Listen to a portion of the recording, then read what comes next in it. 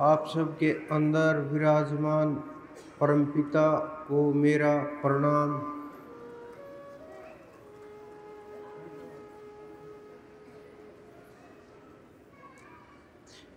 इस संसार के अंदर कुछ लोग सीमित सोच को श्रेष्ठ मान करके और परमात्मा का दायरा भी सीमित कर देते हैं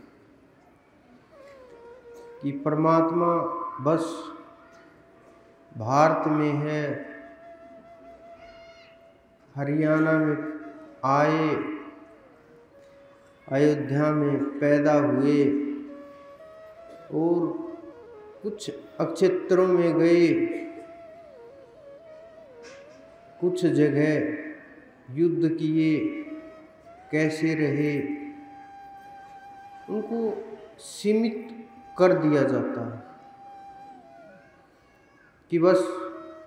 और हम नासमझ ये मान लेते हैं कि बस परमात्मा का दायरा मात्र सीमित सा है, भारत में है और बस हिंदुओं में है, हमारे धर्म में है, बस इतना मान लेते हैं। और इसी सोच के कारण हम वहीं झगड़ते रहते हैं, उन्हीं बातों को सोच करके उन्हीं के अंदर घूमते रहते हैं। निकलने के मार्ग कम होते हैं,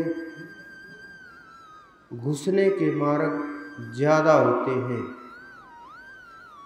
अनेकों अनेक विचार होते हैं, अनेकों प्रकार की सोच उत्पन्न होती है, बुद्धि भिन्न भिन्न प्रकार के निर्णय लेती है, लेकिन फिर घूम फिर करके वही सोच सीमित हो जाती है। लेकिन परमात्मा की नज़र में ऐसा नहीं है। उन्होंने पूरे ब्रह्मांड की रचना की है, सब मानवों की रचना की है, सब धर्मों की रचना की है, प्रत्येक जीव की रचना की है, सब कुछ उसके अधीन है। ये नहीं कि हम हिंदू हैं तो परमात्मा हमारी मेर करेगा, वो मुस्लिम है उनसे परमात्मा नफरत करेगा, वो ईसाई है उनको परमात्मा मार देगा। इस प्रकार का इस ब्रह्मांड के अंदर कोई भी नियम नहीं है, क्योंकि सब की सब रचनाएं, सबका सब कुछ जितनी प्रकृति है सब उसकी ही बनाई हुई है। उससे बाहर न कोई जीव है, न ही कोई किसी प्रकार की प्रकृति है, न ही कोई देश है। कोई भी मानव और कोई भी किसी भी प्रकार का जीव उसकी पकड़ से बाहर नहीं है, सब कुछ उसके अधीन है, उसी को परमात्मा कहते हैं। लेकिन हम ये ना समझ करके छोटी छोटी चीज़ों को आध्यात्म मान लेते हैं, धार्मिकता मान लेते हैं, भ्रम में पड़ जाते हैं। हम कामनाओं को ना समझ करके और संसार के व्यर्थ की चीज़ों में हम अटक करके धीरे धीरे अपना समय निकाल करके इसी प्रकार से संसार से वापस लौट जाते हैं। हमारा जो मुख्य उद्देश्य भजन होता है, सुमरण होता है, ध्यान होता है, ये जीव उस मुख्य उद्देश्य से भटक करके व्यर्थ के झंझटों में फंस करके और अपना समय व्यर्थ गंवा देता है और फिर बाद में कुछ भी हाथ नहीं लगता सिवाय पछतावे के। यही हमने समझा, देखा, यही श्री कृष्ण जी ने गीता के अंदर पूरा का पूरा संदेश दिया, पूरे के पूरे ब्रह्मांड को सिमेट करके इकट्ठा करके कुछ शब्दों में उन्होंने इसका पूरा वर्णन कर दिया, लेकिन हम सुनने और समझने को तैयार नहीं रहते। हम ये मानते हैं परमात्मा गर्भ से पैदा होते हैं, साधारण मनुष्यों की तरह से घुटनों के बल चलते हैं, ऐसे ही खाते पीते हैं, ऐसे ही रहते हैं, ऐसे ही शास्त्र सीखते हैं, ऐसे ही युद्ध कलाएं सीखते हैं, इसी प्रकार से बढ़ते हैं, ऐसे ही शादी विवाह करते हैं, ऐसे ही संतान उत्पत्ति करते हैं, और ऐसे ही आश्चर्य तो ये होता है कि परमात्मा की मृत्यु के भी हम प्रमाण देने लगते हैं।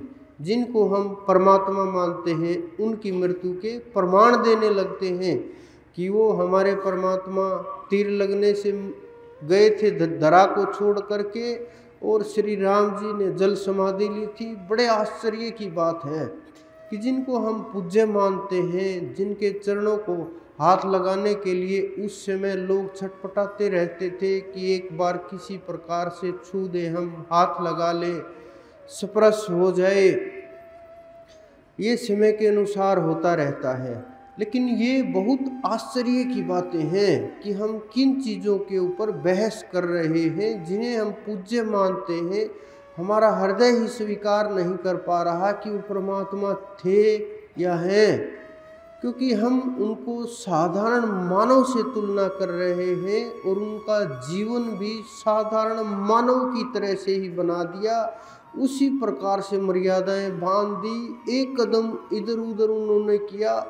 उनकी एक एक बात के ऊपर हमने शास्त्र लिख दिए। किसकी सफाई के अंदर? उस अनंत की सफाई के अंदर, हमारे उन महापुरुषों की सफाई के अंदर कि इन्होंने ये कारण इसलिए किया, वहाँ तीर इसलिए चलाया, बाली को इसलिए मारा, सीता इसलिए गायब हुई, अनेकों अनेक प्रकार के कि वहाँ रास इसलिए किया गया, अनेकों प्रकार के हमने शास्त्र लिख दिए। एक एक शब्द को समझ ना पाने के कारण से अंदर में स्वीकार्यता कि हमें स्वीकार ही नहीं है वो चीज़ें हमारे महापुरुषों की। इस कारण से और भी अनेकों अनेक कारण, जो साधारण मनुष्य अनेकों प्रकार की बात सोचते रहते हैं। तो इस कारण से हम उन महापुरुषों को, उस जिनको हम परमात्मा मानते हैं, इतना सीमित दायरा कर देते हैं कि हम आपस में भी बांट देते हैं कि वो शिव तुम्हारे हैं, हम वहाँ नहीं जाएंगे, कृष्ण उनके हैं, हम वहाँ नहीं जाएंगे। देवताओं तक को भी बांट दिया जाता है, हमारे महापुरुषों तक को भी बांट दिया जाता है कि हम तो कृष्ण को मानने वाले हैं, हम शिव के पास नहीं जाएंगे। हम तो कृष्ण को मानने वाले हैं, राम के पास नहीं जाएंगे। कितने बंधन मान लिए गए हैं, कितने बंधन हमने अपने आप को डाल दिए हैं, नासमझी के कारण से, मूर्खता के कारण से और अपनी सीमित बुद्धि के कारण से हम फिर अपने आप को श्रेष्ठ दर्शाते हैं कि हम वहाँ नहीं जाते। क्यों? क्योंकि हम तो उसको मानते हैं, लेकिन वो परम तत्व, वो जिसके आप पैर छूने की कोशिश करते हो, इस संसार के अंदर मैं ये कई बार विचार करता हूँ कि उस अनंत के पैर हैं कहाँ? कैसे आप उस अनंत के पैरों को छू सकते हो जिसका कोई ना रूप है? स्वयं हमारे संतों ने वर्णन किया है कि वो अचल है जो चल नहीं सकता, वो अनादि है जो सदा से है, उसका वर्णन किया चल कह करके, जो चलायमान नहीं है, स्थिर है, सत्य चलायमान नहीं होता, ये वर्णन किया गया है कि लेकिन वो सत्य है। फिर उसका कहाँ सिर हुआ, कहाँ पैर हुए? वो ब्रह्म प्रत्येक जगह, अंदर और बाहर, हर जगह विराजमान है। लेकिन हम कामनाओं के वशीभूत हो करके, हृदय के अंदर कामनाओं को भर करके, कामनाओं की झाल उठती रहती है, हृदय के अंदर बहुत झाल उठती रहती हैं। जिस प्रकार से समुद्र के अंदर बड़ी बड़ी लहरें उठती हैं, हमने देखा समुद्र में बहुत ऊंची ऊंची 20-20, 30-30 फुट ऊंची लहर उठती हैं, जहाज़ों से टकराती हैं, फिर वापस लौट जाती हैं।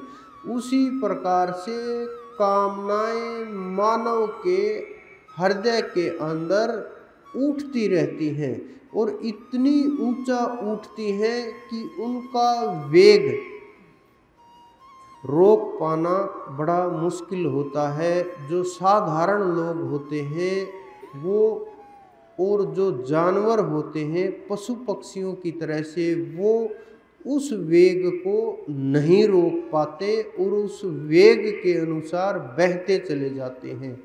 चाहे वो कामना भूख की हो, भोजन की हो, विषय वासनाओं की हो, क्रोध की हो, मोह ममता की हो, अनेक प्रकार की सांसारिक वृत्तियां उछाल मारती रहती हैं, हिलोरे लेती रहती हैं।